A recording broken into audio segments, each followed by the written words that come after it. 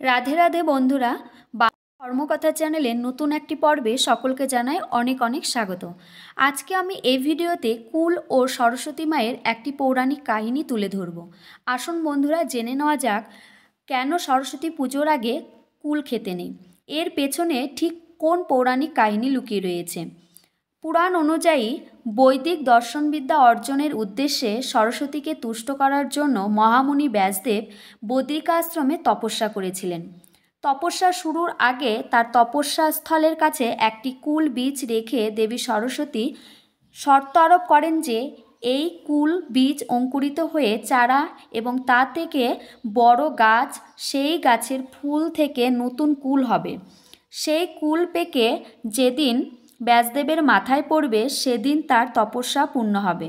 তখনই প্রসন্ন হবেন দেবী সরস্বতী। দেবীর এই শর্তে রাজি হয়ে ব্যাসদেব তপস্যা শুরু করেন।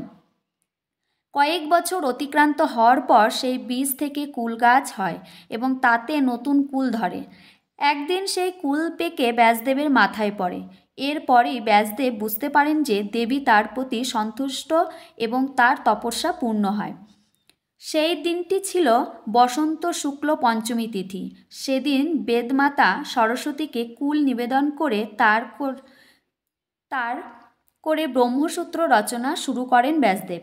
এই বসন্ত পঞ্চমীর দিন দেবী সরস্বতী তুষ্ট হয়েছিলেন। তাই সরস্বতী পুজোর প্রধান ফলই হলো কুল। কুল নিবেদন না করে দেবীর পুজো সম্পন্ন হয় না। আর এই কারণেই পুজোর আগে পর্যন্ত কুল খাওয়া থেকে বিরত থাকি আমরা। শ্রী পঞ্চমীর দিন দেবী সরস্বতীকে কুল নিবেদন করার পরই তা খাওয়ার রীতি প্রচলিত। পুজোর আগে পর্যন্ত কুল না খাওয়ার পেছনে আবার স্বাস্থ্যগত কারণও রয়েছে। মাঘ মাসের মাঝামাঝি সময়ে আগে কুল কাঁচা বা কষযুক্ত থাকে। এই ধরনের কুল শরীর এবং স্বাস্থ্যের পক্ষে ক্ষতিকারক। বন্ধুরা, এই ছিল পৌরাণিক কাহিনী। আশা করছি আপনাদের পৌরাণিক কাহিনীটি ভালো লেগেছে।